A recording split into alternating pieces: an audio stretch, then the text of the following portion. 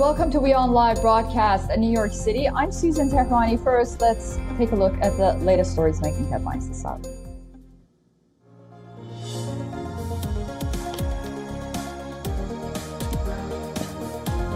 Russian President Vladimir Putin remains defiant even as Western economic sanctions leave Moscow with a massive budget deficit. Addressing the St. Petersburg International Economic Forum, Putin justified his military expenditures, saying that he was forced to go to war with Ukraine to protect their sovereignty.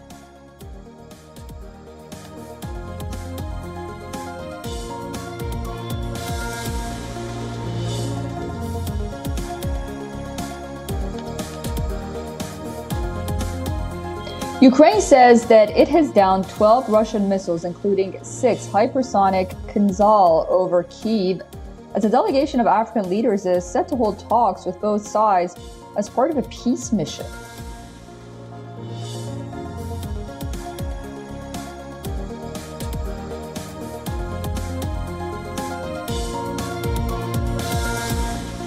The United Nations calls for in-depth investigation into the migrant boat sinking off Greece this week and demands urgent action to prevent further tragedies. A fishing boat overloaded with migrants capsized off of Greece's coasts, killing at least 78 people.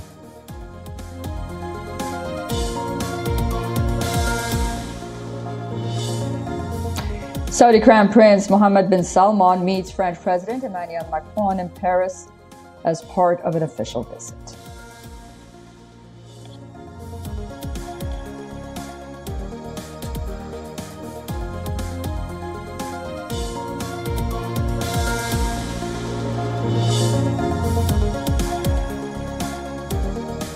Chinese leader Xi Jinping says the United States and China can cooperate to benefit the two countries in a meeting with Microsoft Core co-founder Bill Gates.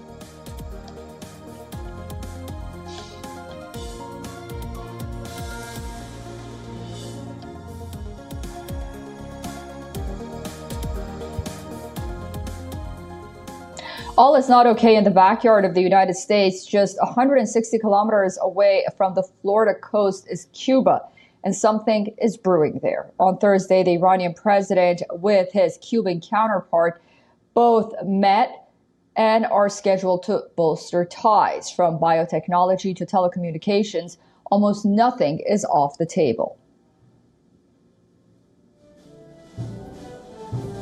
از کارهایی که حتما در کمیسیون مشترک اقتصادی باید مورد توجه قرار بگیره، در بخش نیروگاهی و توانایی‌هایی که جمهوری اسلامی داره، این هم حوزه‌ای است که بین ما و کوبا میتونه یه حوزه فعالی بشه و فعالیت داشته باشیم. حوزه معادن از حوزه‌هایی است که میتونه در واقع محور همکاری‌های ما با کشور کوبا باشه. من امیدوارم این نشست در جهت همفکری و هماندیشی و همگرایی بین ایران و کوبا نشست موثری باشه. من به دلیلی که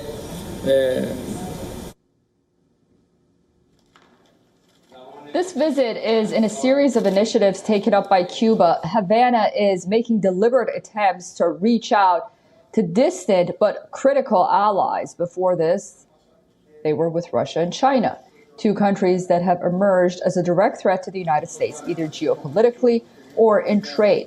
Russia and China are hitting U.S. exactly where it hurts and wooing Cuba exactly where it will cave. Moscow and Beijing have signed deals to ease Cuba's debt burden.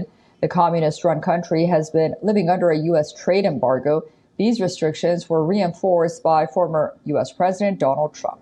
The curbs have contributed to an unprecedented economic crisis, because of which Cuba has seen shortages of food, fuel, and medicine.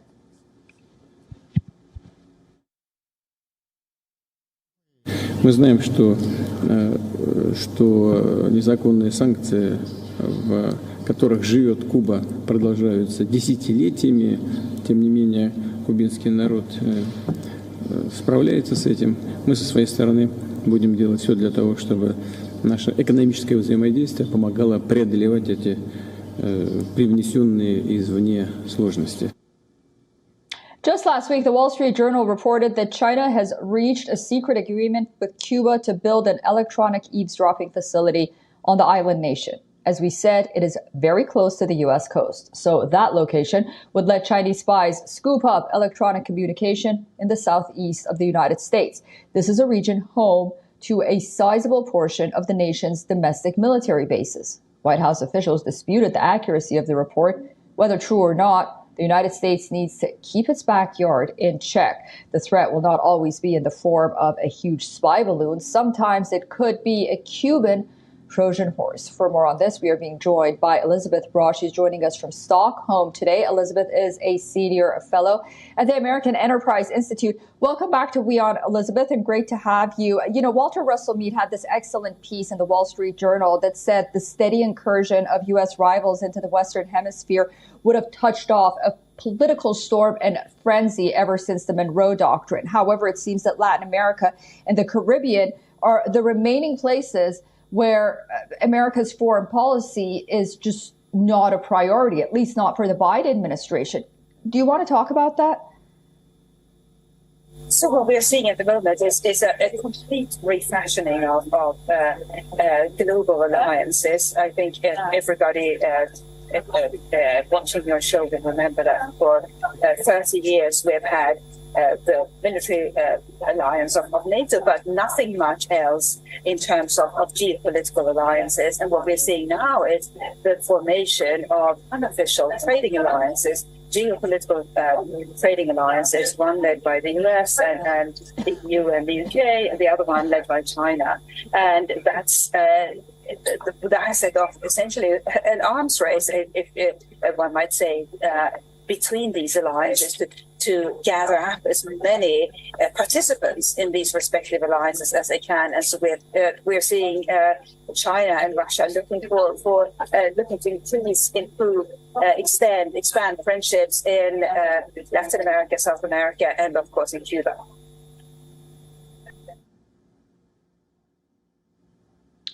Do you think these countries are moving towards Latin America and the Caribbean, America's adversaries, because they see a weak Biden administration?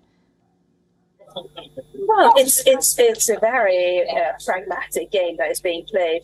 Each alliance is looking for allies where they can find them. So China and Russia will have said this is fertile ground for us to look in.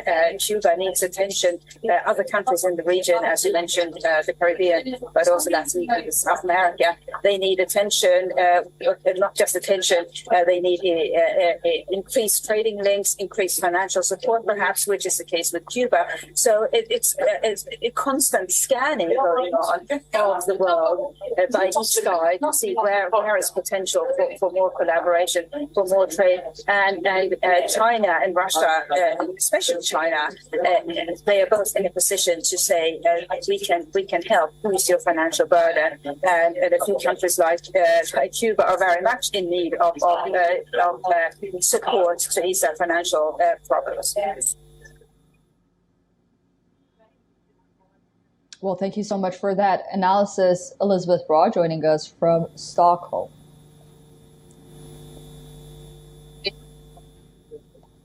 Now let's shift our focus to the war in Ukraine. Since Russia started its invasion of Ukraine, Kyiv has been provided with military support from its allies, be it tanks, high-end American and German-made air defense systems, or even MiG-29 aircrafts to deter the Russian aggression. But Volodymyr Zelensky is not finished yet. He always wants more. For a while now, the Ukrainian president has been demanding the delivery of F-16 fighter jets, as it is believed to be a military boost for Kyiv. No doubt the ability of F-16s, which has more than proved itself in conflicts around the world, would help. They will be a step up from Ukraine's Soviet-era MiG-29s and Su-27s, which fly comparable missions. Although Ukraine has to wait for a while before the jets are actually delivered to them.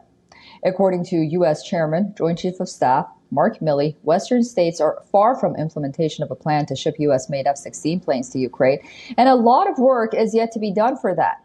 He said this after he was asked to comment on the status of the program on a shipment of warplanes to Ukraine. During a press conference after a meeting of the Western Contact Group that coordinates arms shipment to Ukraine in Brussels. Although till Ukraine actually gets the delivery of the fighter jets, the Western allies are preparing the necessary needs for the training program. But why is Ukraine seeking the delivery of F-16 fighter jets? Well, the fighter jet has a lot of features which can give Kyiv a step ahead. The F-16 radar can see further, allowing hostile aircrafts to be engaged at longer range. They typically come with missiles that do not require the aircraft to maintain a radar lock to hit their target, a capability that Russia currently has, but Ukraine does not. F-16s can also launch precision bombs guided by laser, GPS, and advanced targeting systems, and are better at targeting and destroying enemy ground-based radars than Ukraine's current fighter jets.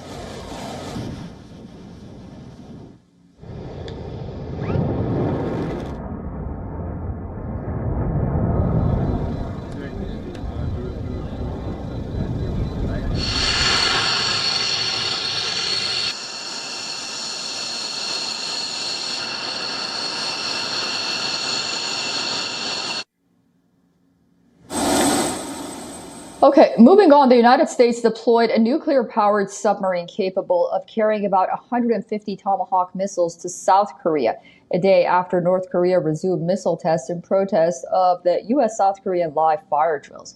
The USS Michigan's arrival in South Korea is the first of its kind in 6 years and is part of a recent bilateral agreement on enhancing regular visibility of the U.S. strategic assets to the Korean Peninsula, which is in response to North Korea's advancing nuclear program. This is according to the South Korean officials. With the deployment of the USS Michigan, the U.S. and South Korean navies are to conduct drills on boosting their special operation capabilities and joint ability to cope with a growing North Korean nuclear threat. According to South Korea, the U.S. submarine arrived at the southeastern port city of Busan, although it is still not clear for how long the submarine will stay in South Korean waters. The USS Michigan is one of the biggest submarines in the world. The Ohio-class guided missile submarine can be armed with 150 Tomahawk missiles. It has a range of about 2,500 kilometers and is capable of launching Special Forces missions. The docking of the submarine comes in the wake of South Korean and U.S. militaries expanding their exercises in reaction to North Korea's provocative run of missile tests since last year. North Korea has argued that it was forced to ramp up its testing activities in a bid to deal with its rivals' expanded military drills that it views as an invasion rehearsal. Moreover, Kim Yo-young, the powerful sister of North Korean leader Kim Jong-un, slammed the Biden-Yoon summit agreement, saying they revealed the two countries' most hostile and aggressive will of action against the North.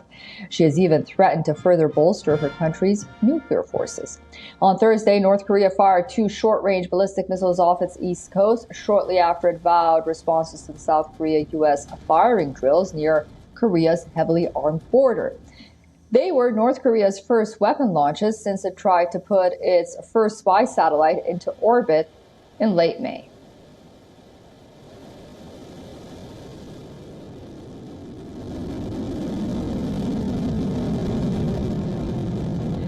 In Washington's efforts to outflank China in the Pacific has resulted in a landmark security pact signed between the U.S. and Papua New Guinea. Now the U.S. military can develop and operate out of bases and bases in Papua New Guinea. With Papua New Guinea's agreement, the U.S. will be able to station troops and vessels at 6 key ports and airports, including Lombourn Naval Base on Manus Island and facilities in the capital port of Moresby. Washington will have unimpeded access to the sites to pre-position equipment, supplies, and material as well, and have exclusive use of some base zones where development and construction activities could be carried out. The agreement opens the door to Washington establishing a new military footprint in the Western Pacific at a time of growing rivalry with Beijing. The details emerged as the president of the Pacific Island country of Palau told Reuters that he had asked the U.S. to step up patrols of its waters after several recent incursions by Chinese vessels into its exclusive economic zone.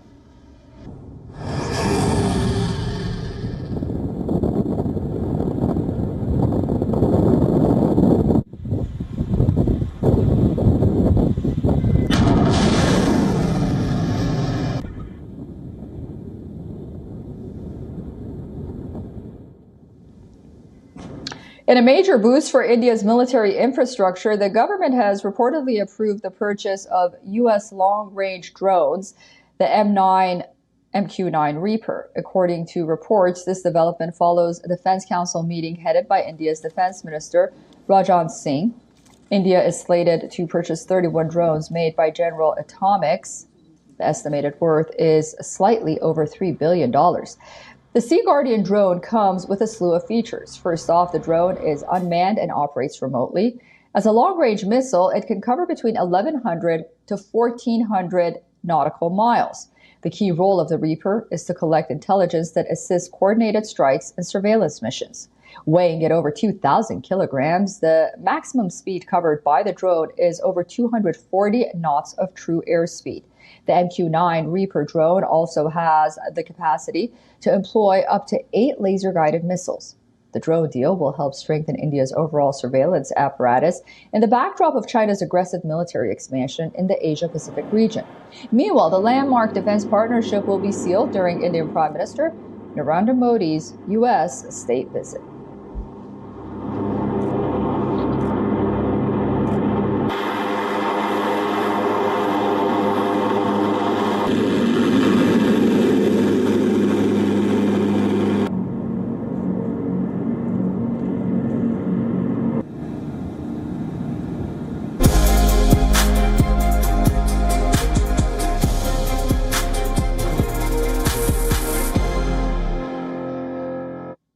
Billionaire Richard Branson's space ambitions are all set to take off this month. His company's Virgin Galactic looks to launch its commercial space flight.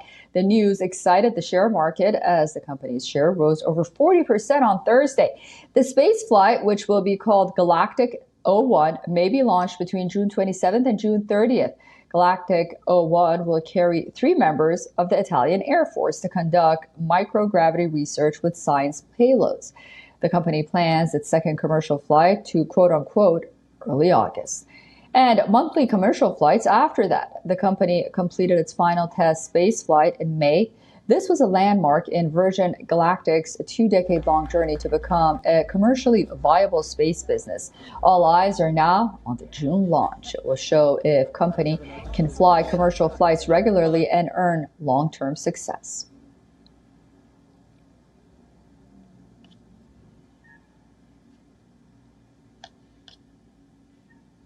American actor Al Pacino becomes a father at the age of 83. He is officially a dad. The actor and his girlfriend, Noor Al-Fallah, have welcomed their first baby together. Representative for the couple confirmed that they have planned to name their son Roman Pacino. The legendary actor and Al-Fallah had first revealed they were expecting a baby last month. However, the pregnancy wasn't smooth sailing for the couple. The actor reportedly had doubts about his ability to father a child due to a medical condition that causes infertility.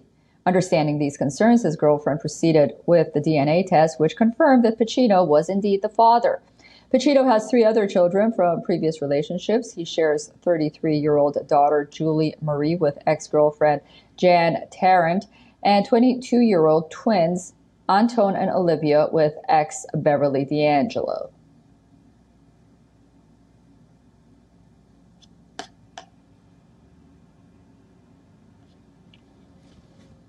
Okay, let's wrap you up in the world of sports, where Ricky Fowler and Olympic champion Shaw Fleet put themselves in contention for a first major title after a record-breaking first round at the U.S. Open. A day when just 37 players went below par at the Los Angeles Country Club, the 2 California natives tore up the record books with rounds of 8 and under. The ultra-private club has opened its doors for a major championship for the first time in its history, and the setting in the heart of Hollywood sparked off blockbuster rounds. Fowler was one of the morning starters in a power-packed pairing alongside 2-time major winner Justin Thomas and former world number 1 Jason Day. They teed off on the back 9, and Fowler carded 10 birdies in and all, and he had 2 boogies in a round of 62. The first time someone has shot that number at a U.S. Open. Thomas and Day were 3 over. I've been playing fairly consistently, but a lot of it for me is what I've been able to get out of kind of off weeks or where I'm not playing very well and still able to, make the cut and kind of turn those into at least top 20s or top 10s. And the last few years, those were missed cuts and going home. This week, off to a good start, but there's still plenty of golf to be played. Schauffele himself was part of a marquee pairing alongside the reigning Masters champion Jon Rahm and the Norwegian Viktor Hovland, both among the favorites for the title. Schauffele joined Fowler in the record books half an hour later with a bogey-free round that contained 8 birdies. Hovland had a double bogey and 3 boogies in his 1 under round. Rahm, too, was at 1 under.